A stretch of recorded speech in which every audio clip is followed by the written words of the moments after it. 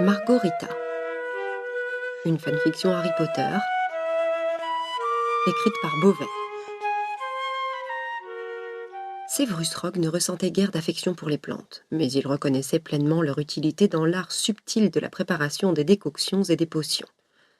Il maîtrisait avec précision les moments propices à la récolte, les techniques de cueillette et les méthodes de conservation. Sa connaissance approfondie lui permettait d'identifier avec certitude quelle partie de la plante, racine, feuille, tige ou fleur, s'avérait la plus appropriée pour chaque préparation. Il disposait d'un vaste répertoire de techniques pour les apprêter: séchage, lyophilisation, réduction en poudre ou conservation sous stase. Cependant, ce qu'il abhorrait véritablement, c'étaient les végétaux à vocation purement décorative. Il éprouvait une aversion prononcée pour les bouquets destinés aux dames, une répulsion pour les gerbes de fleurs commémoratives et une exécration pour les couronnes, qu'elles soient funéraires ou festives. Même celles de Noël ne trouvaient grâce à ses yeux. Mais au sommet de son palmarès de détestation trônaient ex aequo les plantes en pot et les fleurs des champs. En ce premier jour de rentrée scolaire, le professeur Rogue contemplait avec une profonde consternation son bureau, s'interrogeant sur l'identité de l'audacieux suicidaire qui avait osé déposer dans son antre personnel, sur la surface immaculée de sa table de travail, cet objet, cette absurde abomination. Il la tâta du bout du doigt pour s'assurer de sa réalité, car il doutait sérieusement de sa tangibilité, et espérait qu'il ne s'agissait que d'une illusion créée par un étudiant facétieux. Hélas, elle était bel et bien là devant lui, cette indicible horreur, réunissant brillamment tous les éléments de sa répugnance, une marguerite en pot. Une petite étiquette était apposée sur le flanc du récipient, pour le meilleur des professeurs, de la part d'un admirateur.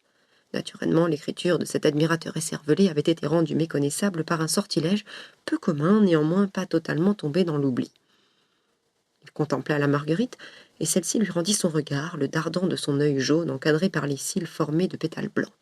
« Pourquoi me fixes-tu ainsi ?» s'enquit Rogue, nullement gêné de s'adresser à une plante, convaincu que c'était là une manière de converser avec lui-même. Il examina plus attentivement sa table et constata: « Tu tournes la tête vers moi, car l'imbécile de donateur t'avait placé sur le coin droit du bureau, tandis que la fenêtre artificielle illuminée par un soleil factice se trouve à gauche. Tu t'orientes vers la lumière dans l'espoir vain d'obtenir un bain d'ultraviolet. » Satisfait de sa perspicacité, le professeur déplaça avec précaution le pot, l'effleurant à peine, vers l'angle opposé du plateau. Il s'efforça ensuite d'effacer de sa mémoire la présence de cette squatteuse végétale. 3 jours s'écoulèrent, et Severus oublia complètement l'existence de l'intruse. Posée sur le coin du bureau, baignée par les rayons factices dépourvus d'ultraviolet, elle ne le dérangeait nullement. Il va sans dire qu'il ne songeait point à l'arroser.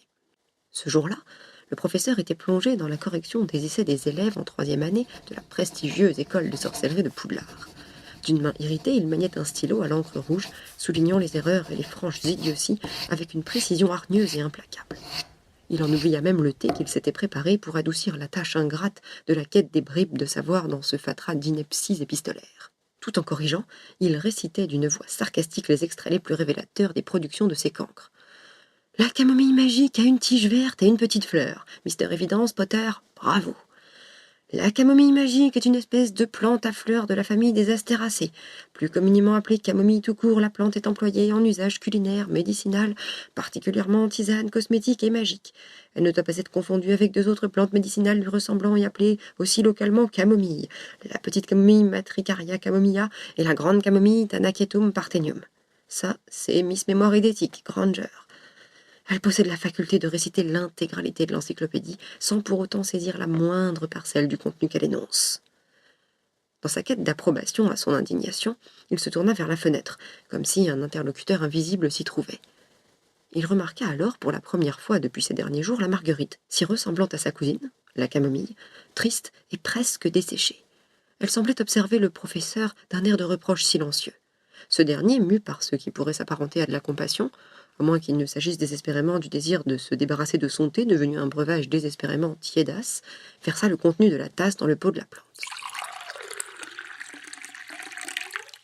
L'envahisseuse végétale se redressa, parut s'ébrouer, et même lancer un regard empreint de réprobation à peine dissimulé sur le professeur.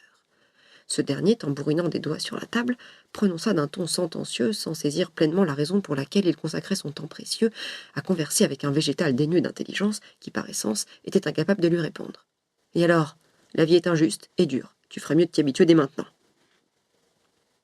L'habitude s'instaura progressivement. Severus Rogue, satisfait de disposer à la fois d'une poubelle de table et d'un interlocuteur silencieux, qui par son mutisme semblait approuver chacune de ses déclarations, déversait dans le récipient en guise d'arrosage les résultats calamiteux des efforts de ses élèves. Il continuait également à épancher sur la Marguerite des remarques acerbes, dans sa manière fielleuse et inimitable, sans se préoccuper du fait qu'en réalité, il se livrait à un monologue. Il s'adonnait même à une activité pour le moins singulière, celle de lire à la plante des extraits de dissertations estudiantines et d'articles de Potion News qu'il commentait assez venimeusement, en prenant la Marguerite à témoin de la stupidité tant des jeunes nuls que des vénérables et éminents spécialistes de l'art subtil de la préparation des potions. Cette pratique, aussi excentrique qu'elle puisse paraître, était devenue pour lui un rituel quotidien, presque thérapeutique. Assis à son bureau, une tasse de thé fumant à portée de main, Rogue déployait devant lui un éventail de parchemins froissés et de magazines aux pages cornées. D'une voix tour à tour sarcastique et exaspérée, il décortiquait chaque phrase, chaque argument, pointant du doigt les erreurs flagrantes et les raisonnements bancals. « Mais tu entends ça ?» s'exclamait-il à l'adresse de la Marguerite, dont les pétales semblaient frémir d'indignation face à tant d'incompétence. « Ce pouf souffle prétend que l'essence de Murlap peut se substituer à la baffe de crapaud dans une potion de ratatinage. Quelle aberration ! Et ce vieux schnock qui se proclame maître des potions et peine à distinguer sa droite de sa gauche lorsqu'il s'agit de remuer la préparation. » Peu de temps après, le professeur observa les métamorphoses que subissait la squatteuse, tout en se trouvant dans l'incapacité de déterminer laquelle des mixtures élaborées par les ânes assistant à ses cours avait engendré un tel effet. Elle avait considérablement grandi, ressemblant désormais davantage à un petit arbrisseau bizarre orné de petites fleurs blanches et jaunes qu'à une modeste vivace des champs. Il était évident qu'elle se trouvait à l'étroit, dans le petit pot en grès.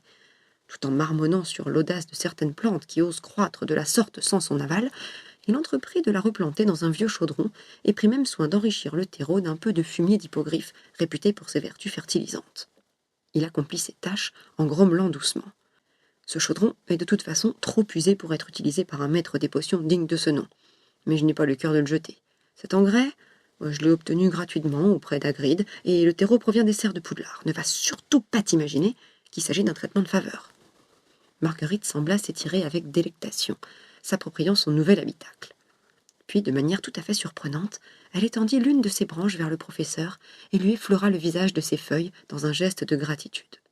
Rogue tressaillit face à cette intrusion désinvolte dans son espace vital personnel, recula et émit un sifflement digne du serpent, emblème de la maison dont il était le décan. « Bas les feuilles, l'impertinente !»